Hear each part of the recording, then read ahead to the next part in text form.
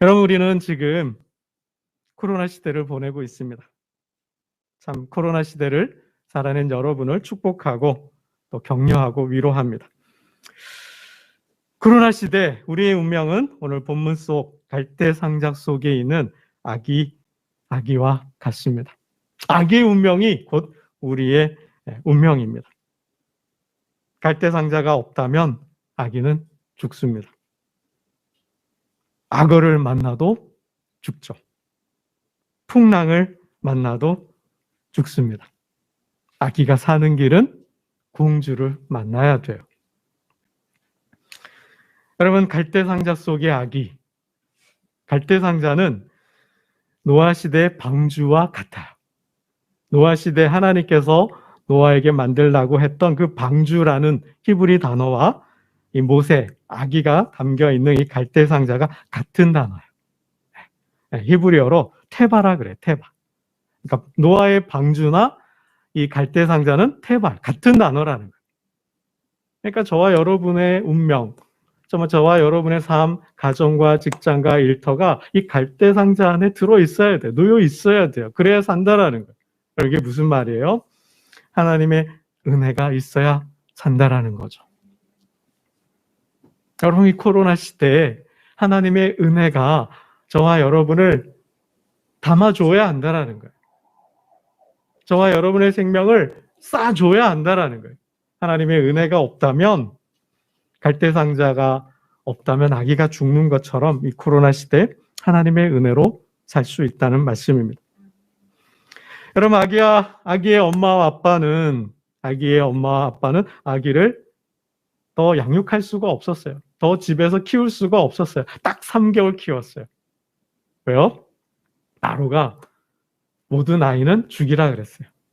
딸은 빼고, 여자아이는 빼고, 누구만? 남자아이만. 사내 아이라면 다 죽이라 그랬어요. 왜요? 히브리인이기 때문에.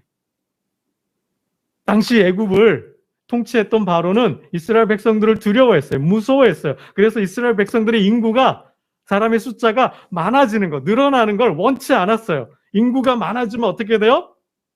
우리를 위협할 수 있다고 생각했어요. 그래서 인구 정책을 피는 거죠. 산하 제한 정책을 폈어요. 그래서 어떻게 해요? 산모를, 아기를 받는 여인들을 불러다가 이 히브리 여인들이 남자, 사내 아이를 낳으면 어떻게 해요? 강물에 죽이라 그랬어요. 갖다 버리라 그랬어요. 이러한 시대에 모세가 태어난 거예요. 3개월을 기르다가 이제 발각될 수도 있잖아요. 그러면 죽임을 당할 수가 있으니 갈대상자를 만들어서 떠내려 보낸 거죠. 우리 본문 한번 볼까요? 더 기를 수가 없어서 숨겼으나 더 숨길 수가 없었다 그랬죠. 우리 3절 말씀을 함께 보겠습니다. 3절입니다. 시작. 더 숨길 수 없게 되매 그를 위하여 갈대상자를 가져다가 역청과 나무진을 칠하고 아기를 거기 담아 나일 강가 갈대 사이에 두고 그랬어요. 더 기를 수가 없어서, 더 숨겨둘 수가 없어서, 더 양육 키울 수가 없어서 갈대상자를 만들고 어디에 놓아두었어요? 갈대 사이에 두었다 했습니다.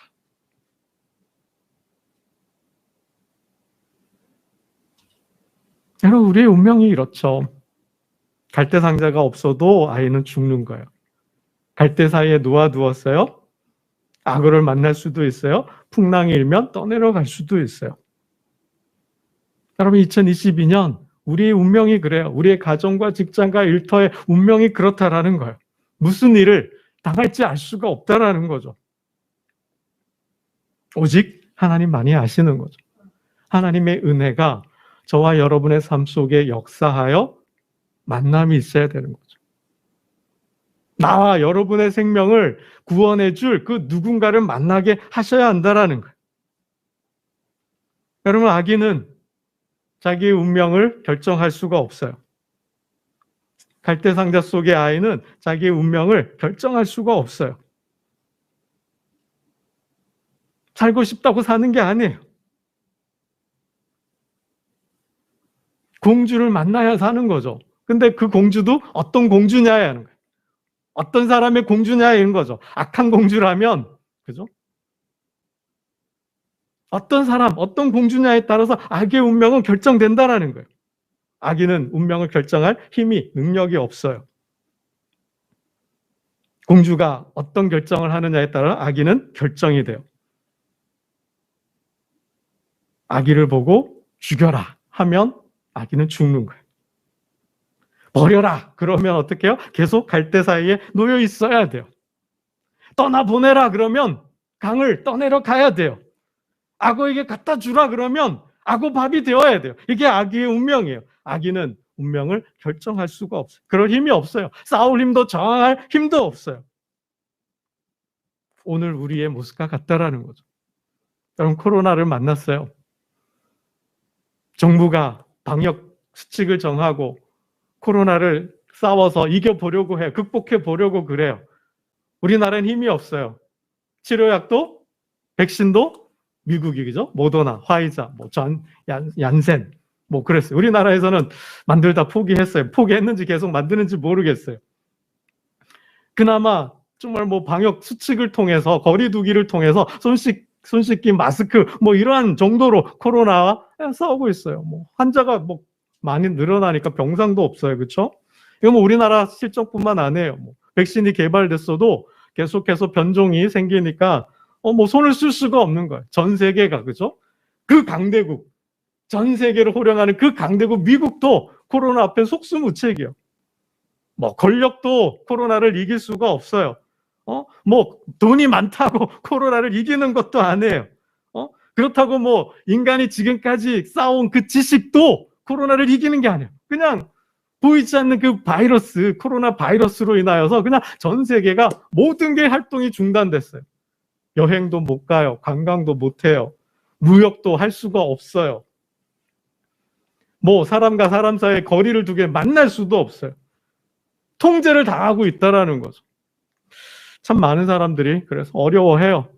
마음의 감기, 우울도 왔고요. 또 경제적인 어려움 때문에 생업, 생존에 위협도 받고 있어요. 우리의 운명과 같다라는 거죠. 이게 끝난 게 아니잖아요. 2년이란 시간이 흘러갔지만 코로나는 계속되고 있어요. 위드 코로나요. 실시했다가 위드 코로나를 했다가도 지금 안 돼서 다시 거리 두기로 갔어요. 2022년 이 코로나가 언제까지 갈지 몰라요. 통제받고 있다라는 거죠. 통제받고 있다는 우리의 운명이 여러분의 가정과 직장과 일터와 우리 자녀들, 이 교회가 어떻게 될지 아무도 몰라요.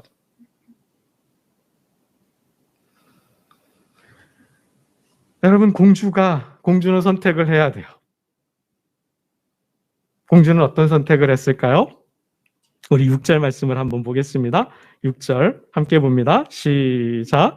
열고 그 아기를 보니 아기가 우는지라 그가 그를 불쌍히 여겨 이르되 이는 히브리 사람의 아기로다. 갈대 사이에서 상자를 발견했어요. 가서 가져와라. 건져서 보았더니 안에 아기가 있었어요. 아기가 또 울어요. 이 공주는 알았어요. 이 아이가 누구의 아이인지, 히브리인인지 알았어요. 여러분 공주는 선택을 해야 되죠? 국법이에요. 왕은 국법이 무슨 국법이에요? 히브리 아이는 죽여야 돼요. 히브리 아이는 죽어야 되는 이게 국법이에요. 왕이 아버지인 왕이 그러한 법을 명령을 내렸어요. 불쌍하다고 살려둘 수 있는 게 아니죠.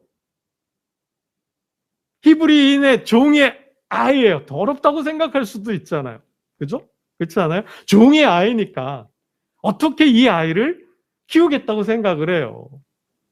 키운다는 거. 내가 이 아이를 아들로 낳는다라는 거. 양자로 삼는다는 건 뭐예요? 반역이죠. 국법을, 나라법을, 아버지의 명령을 어기는 거예요. 여러분 어때요?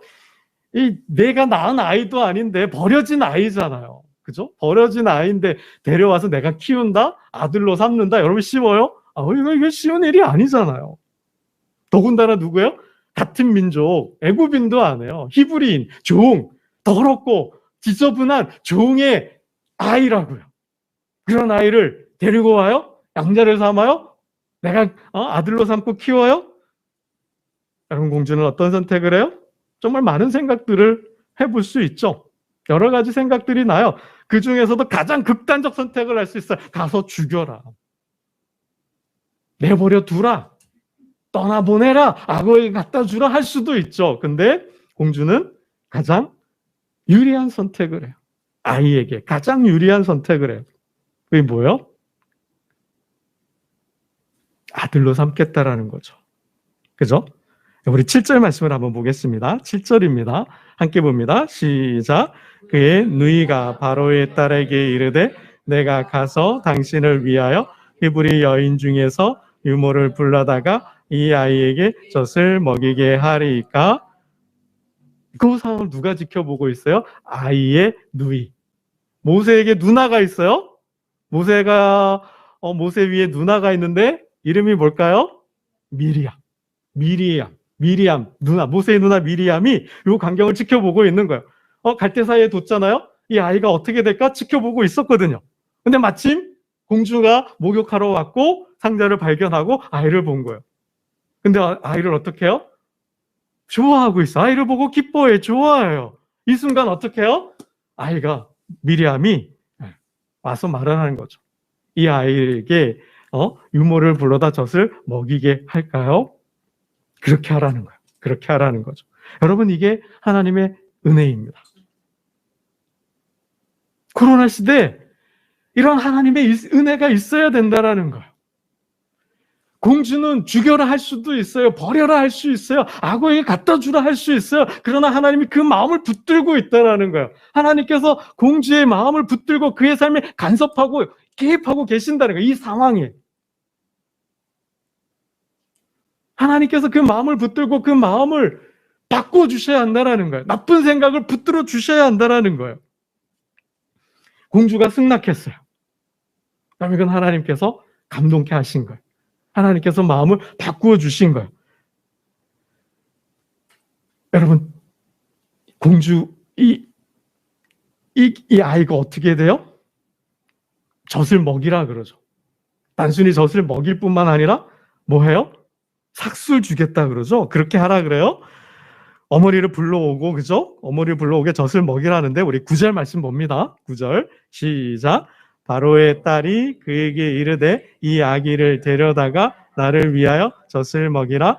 내가 그 삭슬 주리라. 여인이 아기를 데려다가 젖을 먹이더니, 야, 엄마가 더 숨길 수 없어서 키울 수 없어서 버렸잖아요. 갈대 사이에 놓았잖아요. 강에 떠내려 보냈잖아요. 근데 이 아이가 어떻게 됐어요? 다시 품으로 돌아왔어요. 다시 내 아이에게 젖을 먹여요. 뿐만 아니라 뭐까지 받아요? 삭시 뭐예요? 돈을 받았다라는 거죠. 우리말로 하면 뭐예요? 우유값, 분유값을 받으면서 아이를 키우게 됐다라는 거죠. 여러분, 놀랍지 않습니까? 저와 여러분의 삶 속의 사업장과 일터 가운데 이러한 하나님의 역사, 섭리가 있어야 한다는 거예요.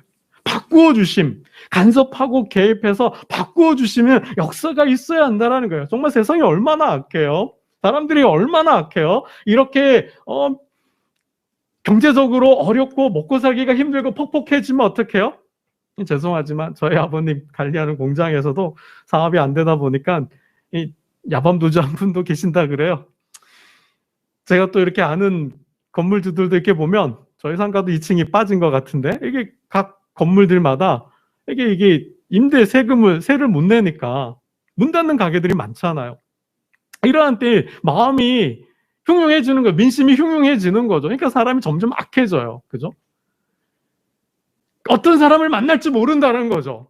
정말 그 속에는 우리가 만나고 사업하고 장사하고 거래하고 영업하는 사람들 중에는 아주 못된 사람도 있다는 거죠. 나쁜 악한 생각을 하는 사람도 있다는 거예요. 그 사람들의 마음을 하나님 붙들어 주시고 바꾸어 주는 역사가 있어야 한다는 거죠. 여러분, 오늘 본문의 이 갈대 상자에 놓인 모세는 다시 엄마 품으로 돌아갔을 뿐만 아니라 뭐예요? 양육비까지 받는 거죠. 양육비까지 받았어요. 언제까지? 젖을 뗄 때까지. 우리 10절 말씀도 한번 봅니다. 10절입니다. 시작. 그 아기가 자라매 바로의 딸에게로 데려가니 그가 그의 아들이 되니라. 그가 그의 이름을 모세라 하여 이르되 이는 내가 그를 물에서 건져내었음이라 하였더라. 아멘. 자라매. 유대인들은 젖을 때는 나이가 한 3살 정도라 그래요. 3살이 되면 젖을 때인데요. 그러니까 모세가 엄마 품에서 몇 년을 산 거예요? 3년. 3살 될 때까지 엄마 품속에 사는 거예요. 그리고는 어떻게 해요? 어디로 갔어요? 어디로 갔을까요? 궁으로 갔겠죠. 어느 궁? 왕이 있는 궁으로 가서 살게 된 거예요. 왜요? 공주가 아들로 삼았잖아요. 양자로 삼았잖아요. 3살이 될 때까지는 엄마 품에서 자라게 한 거예요. 젖을 먹으면서, 젖값을 주면서, 분유값을 주면서, 양육하면서 안전하게. 그리고는 3살이 되고는 궁으로 들어가서 바로의 이집트의 왕자로 살게 된 거죠. 바로 이게 하나님의 은혜예요. 하나님의 역사예요. 하나님께서 저와 여러분의 생명을 생명싸개로 싸고 있어야 되고, 저와 하나님께서 이 코로나 시대에도 갈대 상제, 하나님의 은혜의 상제에 저와 여러분을 인생을, 삶을, 가정과 직장과 일터를 담아두셔야 된다는 거예요. 그래야 산다라는 거죠. 강물이어도, 악어를 만나도, 풍랑을 만나도 우리는 살 수 있다라는 거예요. 여러분, 종에서 왕자로 신분이 바뀌었어요. 신분이 바뀌었잖아요. 이제는 종이 아니에요. 왕자예요. 여러분, 그래서 새로운 경험이 중요한 거예요. 하나님의 만남이 중요한 거예요. 지나온 저와 여러분의 삶이 어떠했던지 간에 아무리 불우했다 하더라도, 아무리 큰 상처가 있다 했더라도, 뭐 사람들의 미움과 시기와 질투가 있고 내가 내 삶이 살아온 삶이 마음에 안 들었다 하더라도 그 과거로부터 이제 자유해야 되는, 그 과거를 끊어내고 이제 새로운 미래로 나아가야 되는 거죠. 하나님을 만나면 새로운 경험을 하면 인생이 바뀐다라는 거예요. 과거가 아무리 기억하고 싶지 않고 떠올리고 싶지 않아도, 아무리 힘들었고 고난과 고통 속에 있었다 하더라도, 생각만 하면 울분이 나고 화가 나고 우울해진다 하더라도, 여러분, 하나님 안에서 우리의 삶이 하나님을 만나서 우리의 삶이 바뀐다면 과거도 바뀌는 거예요. 물론 살아온 삶은 안 바뀌어요. 그죠? 과거는 그대로예요. 과거는 과거예요. 그러나 과거를 보는 눈이 달라진다라는 거예요. 과거를 대하는 태도와 자세가 달라진다라는 거예요. 그러면 미래가 바뀐다는 거죠. 여러분, 인생 얼마든지 바뀔 수 있습니다. 인생이 바뀌지 않는 이유는 과거에 매여 있기 때문에요. 과거에 붙들려 있기 때문에요. 원망과 불평을 하면서도, 내 자신을, 신세를 한탄하면서도 과거를 바꾸지 않기 때문에, 계속 과거를 살기 때문에요. 과거가 반복되기 때문에, 과거를 되새김질하기 때문에 미래가 안 바뀌는 거예요. 여러분, 과거의 사슬을 그래서 끊어야 돼요. 그래야 인생의 반전이 일어나요. 그래야 인생의 역전이 일어나요. 근데 쉽진 않아요. 과거를 바꾸려면 새로운 경험이 필요해요. 새로운 만남이 필요해요. 새로운 사건을 여러분 만드셔야 돼요. 하나님은 여러분의 과거를 바꾸기를 원하셔요. 여러분, 더 이상 과거의 종, 과거의 노예가 아니라 이제는 과거로부터 자유해서, 해방해서 새로운 미래를 살기를 원하신다라는 거예요. 여러분, 어떻게 해야 돼요, 여러분? 도전하셔야 돼요. 과거와는 다른 삶을 살려고 하셔야 된다라는 거예요. 과거와는 다른 생각을 하고, 과거와는 다른 말을 하고, 과거를, 삶을 바꾸려고 의도적으로 노력해야 한다라는 거예요. 그럼 도전하셔야 돼요. 새로운 삶을 살려고 노력하셔야 된다라는 거예요. 나를 바꾸려고 해야 된다라는 거예요. 자기 개발도 해야 돼요. 자꾸 뭔가 새로운 걸 배우려고도 해보세요. 책도 읽어보고요. 안 했던 일들을 배우지 못했던 거, 평소에 관심 있고 해보려고 했던, 배우려고 했던 것도 배워보려고 하셔야 돼요. 그냥 과거에 살았던 삶 그대로 그냥 아프니까, 외로우니까, 괴로우니까 뭐 한 잔 마시고, 뭐 그냥 TV 보다가 뭐 힘들고 피곤하니까 뭐 TV 보다가 그러면 여러분 안 바뀐다는 거예요. 그러면 안 바뀐다라는 거예요. 이제는 박차고 나가야 돼요. 박차고 나가서 안 했던 삶을 살아보지 않았던 삶을 살려고 해야 된다는 거예요. 그리고 뭐요? 여러분 예배도 드려보시는 거죠. 그럼 내 힘으로 안 돼요. 내 의지대로 안 돼요. 강제적으로 나를 바꾸려고 해야 돼요. 하나님 안에서. 여러분 하나님 안에서 나를 바꾸려고 해야 돼요. 내 힘으로는 안 돼요. 하나님의 힘으로, 하나님의 도움으로, 하나님의 은혜가 있어야 돼요. 그 방법이 뭐예요? 예배부터 시작을 해보는 거예요. 드리지 않았다면 예배도 드려보고, 읽지 않았다면 성경도 읽어보고, 해보지 않았다면 기도도 해보는 거예요. 하나님과 무너졌던 관계를 다시 회복하고 그 안에서 하나님의 터치, 하나님의 만져주심을 여러분 경험해야 돼요. 그 경험이 있다면 과거로부터 자유할 수 있어요. 과거를 떠날 수 있어요. 이젠 과거의 종이 아니라 새로운 미래를 만들 수 있다고요. 그러면 과거의 삶은 아무것도 아닌 거예요. 내가 살려고 하지 않기 때문에, 도전하지 않기 때문에, 해보려고 하지 않기 때문에 내 삶이 계속 반복되고 내 삶이 계속 반복되니 어떻게 해요? 실패와 좌절이 계속 반복될 수밖에 없죠. 생각만으로는 안 돼요. 의지만으로는 안 돼요. 움직여야 돼요. 행동하셔야 돼요. 여러분 오늘 본문 속에 잘 보세요. 통제할 수 있는 것과 통제할 수 없는 게 있어요. 통제할 수 있다는 건 뭐예요? 내가 할 수 있다라는 거죠. 통제할 수 없다는 건 뭐예요? 내가 할 수 없다라는 거예요. 내가 할 수 있는 것과 내가 할 수 없는 것 사이에는 두 가지가 있어요. 여러분 잘 들으셔요. 내가 할 수 있는 것과 할 수 없는 게 분명히 있어요. 내가 할 수 있는 것과 할 수 없는 것 사이엔 두 가지인데 하나님이 계시고 내 노력이 있어야 돼요. 오늘 본문 속에서 할 수 있는 게 뭘까요? 인간이 할 수 있는 게 뭘까요? 우리 1절 볼까요? 1절 봅니다. 1절과 2절을 보겠어요. 1절과 2절 봅니다. 시작. 레위 가족 중 한 사람이 가서 레위 여자에게 장가들어 그 여자가 임신하여 아들을 낳으니 그가 잘생긴 것을 보고 석 달 동안 그를 숨겼으나, 그죠? 결혼하는 거, 장가가는 거, 시집가는 거 할 수 있죠. 바로 왕이 통제를 해요. 제한을 해요.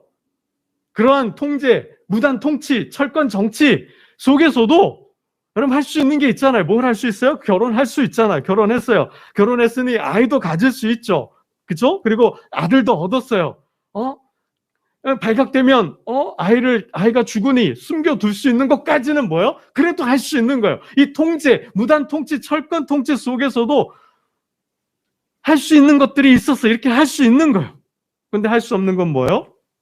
왕을 바꿀 수 없잖아요. 이 왕의 철권 통치, 무단 통치, 폭력과 억압, 강한 군대를 앞세운 폭력 정치는 바꿀 수가 없잖아요. 그럼 바꿀 수 없는 거예요. 그 상황 속에서 할 수 있는 건 뭐예요? 결혼하고 아이를 낳고 숨길 수 있는 건 할 수가 있어요. 조금 이해가 안 되죠? 여러분 지난 창세기 새벽 예배 때 말씀을 드렸는데 요셉이 형들의 미움 때문에 팔려가요. 어디로 팔려가죠? 누구네 집에 팔려갔어요? 바로 왕의 시위대장, 친위대장 그러기도 해요. 경호실장이죠. 왕의 신변을 보호하는 경호대장 집으로 팔려갔어요. 그리고 그 집에서 뭐가 돼요? 가장 높은 종이 되죠. 가정 총무가 돼요. 여러분 이런 상황에서 요셉이 할 수 있는 건 뭐예요? 내가 보디발의 집에 팔려가야지 선택할 수 있어요? 안 되죠. 내가 그의 집에서 총무가 되어야지 할 수 있어요? 안 되죠.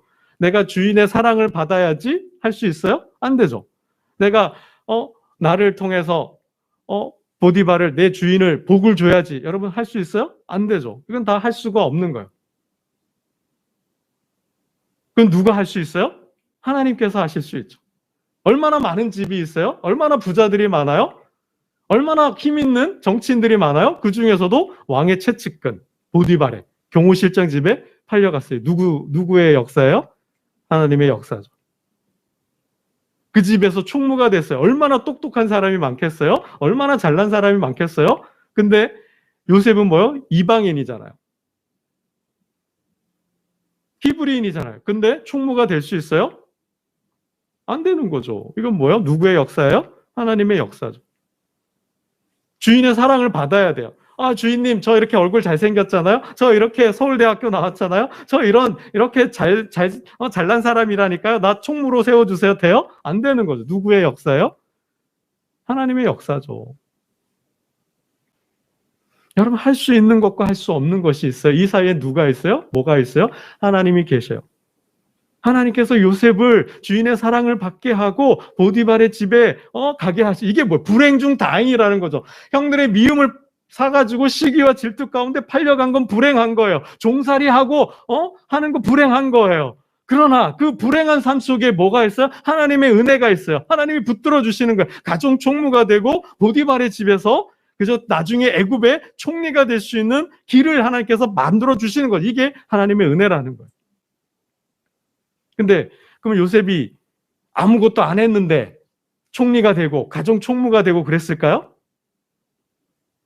주인의 사랑을 받았을까요? 아무것도 안 했는데 뭐죠? 그는 정직했어요. 요셉은 정직했어요. 또 뿐만 뭐예요? 실력과 능력을 갖추었어요.